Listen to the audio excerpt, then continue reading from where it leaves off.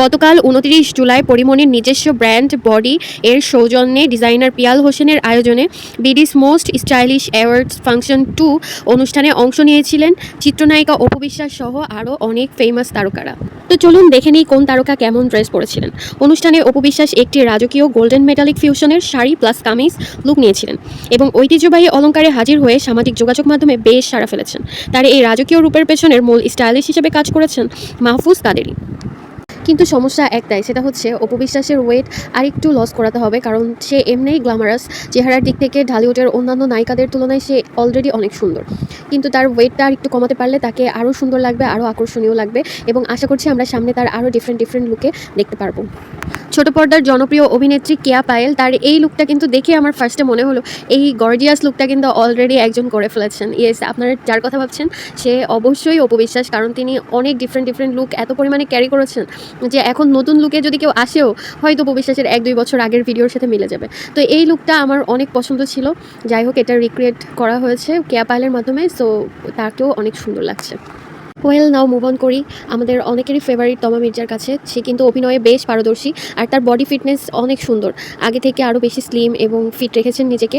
তো এখানে তমা মির্জাকে বেশ ভালোই লাগছে, তবে আর একটু ডিফারেন্ট লুক সে ট্রাই করতে পারতো। মারিয়া মিম তো এসেছিলেন শাড়ি পরে, তো তার এই লুকটা একটু ওল্ড লাগছে, কারণ এই ধরনের শাড়ি অলরেডি অনেকেই পরেছেন। তো যাই হোক, তাকেও ভালোই লাগছে।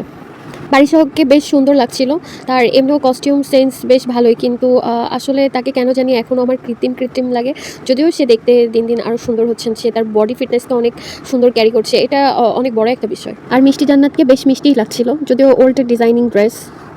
আর পুরো প্রোগ্রামটাই তো প্রেজেন্টেড বাই বডি, অর্থাৎ পরিমণির নিজস্ব ব্র্যান্ডেড ড্রেস, আর তার মাধ্যমে এই স্টাইলিশ অ্যাওয়ার্ড ফাংশনটা অনুষ্ঠিত হয়েছে। তো পরিমণিকে এখানে আমার আসলে অনেক স্টাইলিশ লাগছে, অনেক বেশি ক্লাসি।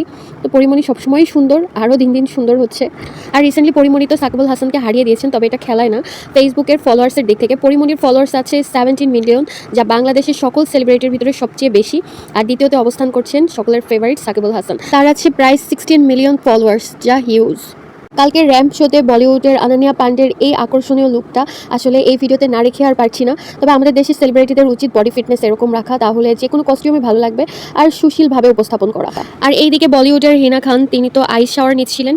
ঠান্ডা জলে স্নান করলে শরীরে বেশ কিছু তাৎক্ষণিক ও দীর্ঘমেয়াদী শারীরিক এবং মানসিক পরিবর্তন ঘটে। এখানে তিনি প্রায় 70 কেজি আইসে নিজে শাওয়ার করছিলেন, সেই সাথে প্রায় 12 থেকে 15 মিনিট তিনি এই শাওয়ারটি নিয়েছেন, যেটা আসলে অনেক বেশি মানে সতর্কতার সাথে নেওয়া উচিত, কারণ অনেক সময় অনেক রকমের প্রবলেম ইস্যু দেখা দেয়। তো এটা ওনার জন্য শুধু নয়, যে কোনো মানুষের জন্য অনেকে হেল্পফুল হয়। অনেক আগে ক্যাটরিনার এই সিগনেচার করা ভিডিও তো ফেসবুকে এখন প্রচুর ভাইরাল, সেই সাথে ইনস্টাগ্রাম, ইউটিউব সব জায়গায়।